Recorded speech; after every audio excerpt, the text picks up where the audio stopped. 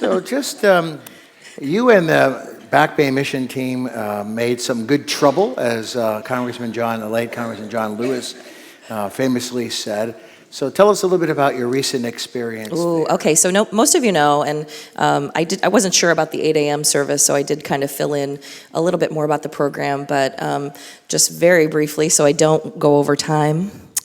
Back Bay Mission is a program that's been around for about 150 years, and they serve the unsheltered population in Biloxi, Mississippi, which is the largest in the United States. Very seriously, the largest in the United States. We don't see anything like it here. And to put this into perspective for you, you walk to the end of the campus and you turn to the right and you see Keesler Air Force Base, which is trillions and trillions and gazillions of dollars that people can't fathom, that's paid for by the government. And literally at its doorstep exists 700 plus people that have no homes and not enough food to eat, not any proper medical care, etc. It's super disheartening. The campus provides a day center where guests can take a shower every day that the center is open.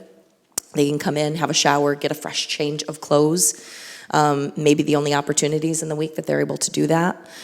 They can receive mail there, so they can use the building and the facility as their address to receive mail, government funding, etc.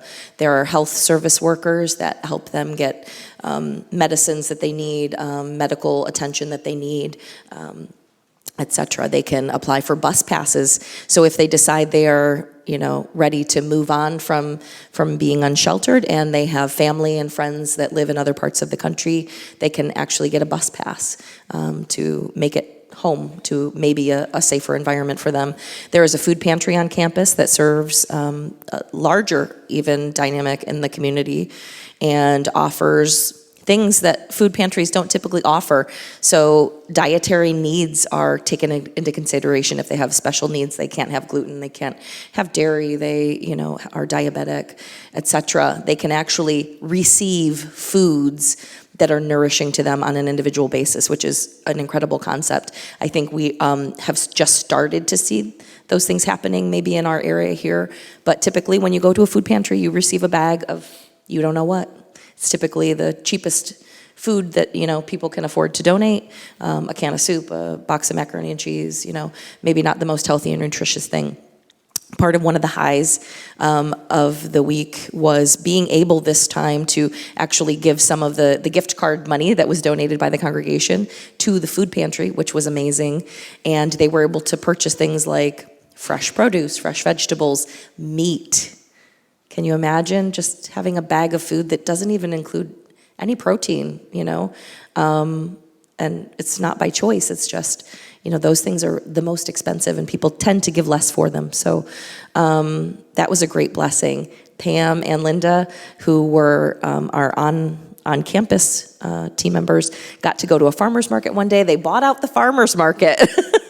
If you can imagine, they were like gold. They were kids in candy stores and went to all the vendors and said, okay, give me whatever you have. Fresh food to these people is immense. It is a tremendous blessing. And those are things that are not generally donated to pantry. So to be able to give the gift of salad, salad ingredients, fresh fruit, meat, etc., is a real blessing. And then there is obviously a place for us to stay. There are female and male dormitories. We share a living space and we share a kitchen. This year we got to share our space with a team from Wisconsin. They were from Appleton, UCC. Well, yeah, it was the Congregational Church UCC of Appleton or some such thing. A lot of words in a row that I'm not remembering correctly, but Ken's team was fabulous. They had 7, we had 5 members. There are 4 gentlemen went on site with John and Sal and I to do working on a house, a beautiful woman's house. And then they had 3 ladies that were sharing the space with Linda and Pam and got to work around the campus and help out in all of the ways that I mentioned were available to help. Additionally, this year, they have added, since there is no longer Loaves and Fishes, which was a partnership with the Catholic Diocese, that has been closed down, and that was a soup kitchen that allowed breakfast and lunch, which, again, were most likely these only people's meals in a day. That is closed down. no longer functions. So the workaround that Back Bay started including was asking the teams, the volunteer teams that come in for their week of service, to provide lunches to the day center, the people that come into the day center.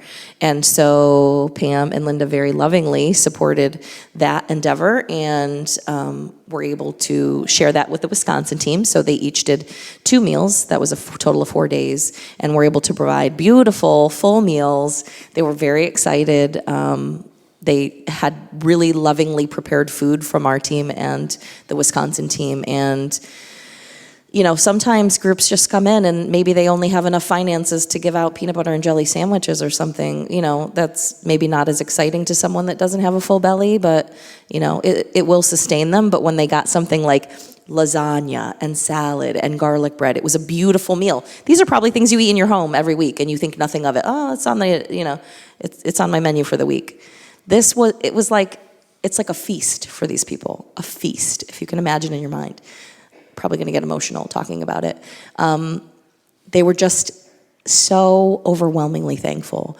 And those are the things that we can provide when we're there on account of the support that we get from you financially, the donations that come in. And that's a big deal to us because you're not there seeing it. And you're not seeing the reactions on these people's faces, the sheer joy and love they're experiencing that we are giving from our hearts and ourselves is very visible. Visible reactions, words of thanks and appreciation coming out of their mouths. These people that literally have nothing, that carry everything in a backpack on their back. They have no food to eat in a day. They have, you know, they don't have proper medical treatments. They don't have proper anything. They don't have people that give love to them unconditionally on a regular basis.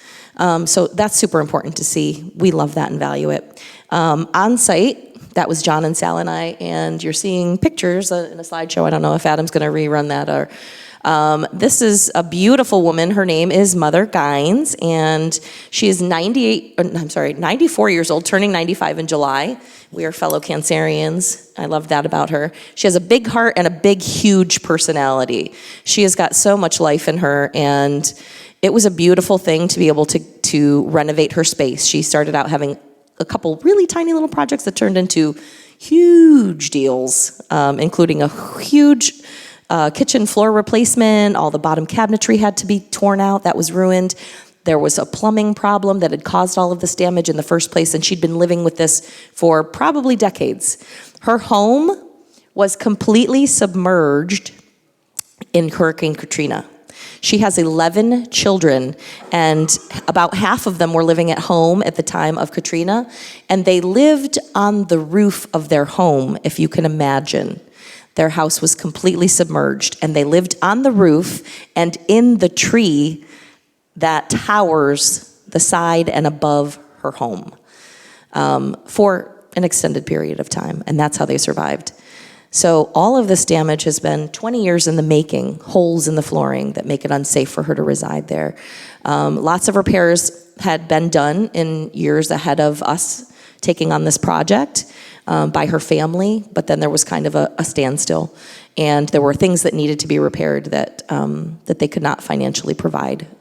And it was a beautiful thing to hear her story. It was a beautiful thing that her children, many of her children would actually, you know, again, living all in this very small community, would come out to the site and we get to know them. We'd get to talk to them, hear their stories of being children, hear their stories of living on the roof in Katrina. These are things that we've never experienced. Why would we ever have to live on our roof here?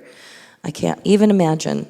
But they did. And they survived, and they lived to tell the tale, and they shared all of that with us lovingly. They were vested in seeing what we were doing on site, like all of the good work. They were there cheering us on, you know, oh, look, you know, you did such a great job doing this. Oh, the cabinetry looks fabulous.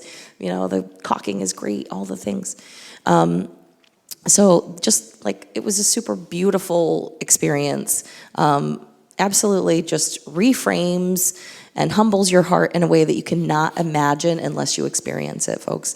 I know that we rely so heavily on your support here. financially and, through encouragement as well, and the activities and the support that you do, and supporting our fundraising efforts. This year, finally, our program was built up to the point where the team members that went on this excursion really got to have a lot more financial freedom and than we ever have. We still have to put in a part of our experience there. That's natural, it's part of the process. But finances should never stop anyone from serving God, and money is not what's the bigger issue. The bigger issue is if you have this in your heart to serve, if you feel like you're called to do something like this, never let finances stop you. I didn't do it. First year, I couldn't go. I didn't get to go on this trip. It was put together very quickly. I didn't have the money out of pocket that it took to take this trip. And so when I was asked to lead this program, I really felt very passionate about the fact that we needed to fundraise. We needed to fundraise this opportunity so that people who have it in their hearts that want to give of themselves in this way can do that.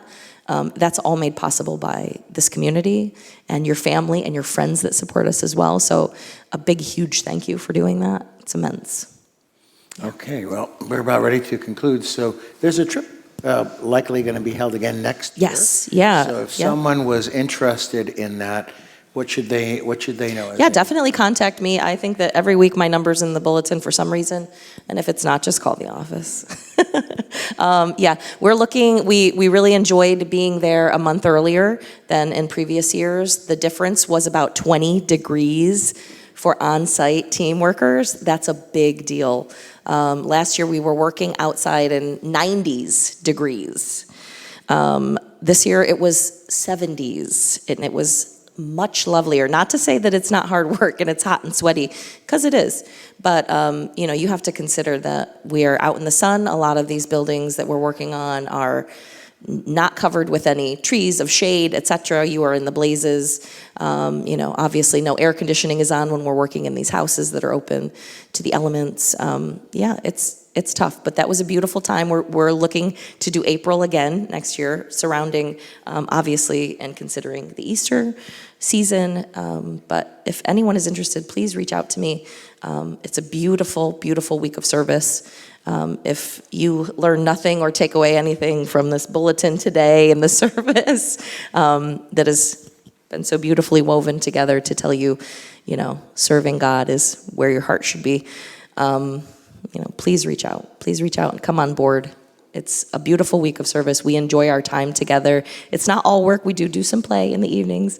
We get time to enjoy local hotspots, have beautiful meals together, and we have enjoyed working with other teams. So the last 2 years, we had the privilege of working with teams from other places in the country, and just having a different perspective and fellowshipping with them in new and interesting ways, getting to know them as people and building relationships that will last forever. And the Wisconsin team, and this could happen for us as well.